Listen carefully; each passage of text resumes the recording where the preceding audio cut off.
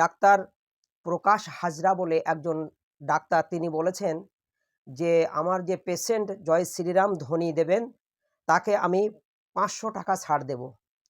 আমরা এই ডাক্তার প্রকাশ হাজরাকে নিন্দা জানাচ্ছি, ধিক্কার জানাচ্ছি। অবিলম্বে ডাক্তার প্রকাশ হাজরাকে ক্ষমা চাইতে হবে সমাজের কাছে, যে আপনি একজন ডাক্তার হয়ে, আপনি একজন চিকিৎসক হয়ে কিভাবে আপনি এই কথাটা বলতে পারলেন?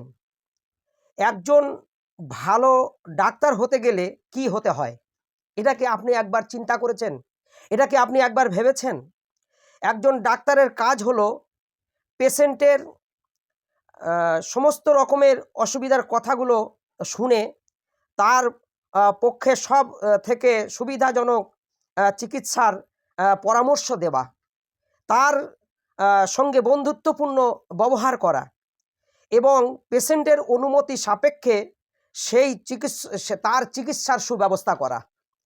আজকের আপনি সেটা না করে আপনি একটা সাম্প্রদায়িকমূলক কথা, আপনি একটা ধর্মীয় স্লোগান, একটা চিকিৎসা জগতের মানুষ হয়ে আপনি এই কথাটা বলতে পারলেন? আপনার যদি ন্যূনতম মানবিকতা থাকে, সম্মান থাকে, আমি আপনাকে বিশ্ব মানব কল্যাণ ইসলামিয়া ট্রাস্টের আমি সর্বভারতীয় সভাপতি মাওলানা আবদুল্লাহিল মারুফ সন্দেশখালী থেকে আমি অবিলম্বে আপনাকে আমি বলতে চাই যে আপনি সমাজের কাছে ক্ষমা চান এবং আপনি সমস্ত আপনার যত পেশেন্ট আছে আপনি রাজ্যবাসীর কাছে এবং পেশেন্টের কাছে আপনি ক্ষমা চাইবেন। যদি আপনার মধ্যে মানবিকতা থাকে, আপনার মধ্যে মনুষ্যত্বা থাকে, আপনি যদি মানুষ হন, মানুষের জন্যে মানুষ হইয়া জন্ম লইলাম, মানুষের করিলাম কি। আজকের আপনি যদি এই ট্রাফিকের উপরে আপনি যদি চিন্তা করে থাকেন তাহলে অবিলম্বে আপনি অবশ্যই ক্ষমা চাইবেন। আমি ক্ষমা চাওয়ার জন্যে আপনাকে মানে এই সোশ্যাল মিডিয়ার মাধ্যমে আমি আপনাকে বললাম। আজকের আগ্রা থেকে আহমেদাবাদ মুসলিম হকাররা হয়রানির শিকার হচ্ছেন। মুসলিম হকারদেরকে তাদের নাম জিজ্ঞাসা করা হচ্ছে, তাদের পরিচয় জিজ্ঞাসা করে তাদের মালপত্রগুলোকে নষ্ট করা হচ্ছে। এই রকম এক শ্রেণীর কুলাঙ্গার ডাক্তার, এই রকম এক শ্রেণীর আমার দেশের দুশ্মন, এরা সংবিধান মানে না, এরা দেশের মানুষকে সম্মান দিতে জানে না, মানুষকে ভালোবাসতে জানে না, এরা মানুষের উপকার করতে জানে না। এরা জানে ধর্মীয় সুশ্রী আর ধর্মকে সামনে রেখে ধর্মীয় আপেল ফল খাইয়ে আপনি মানে সামনে একটা রাজনীতির প্ল্যাটফর্ম তৈরি করা।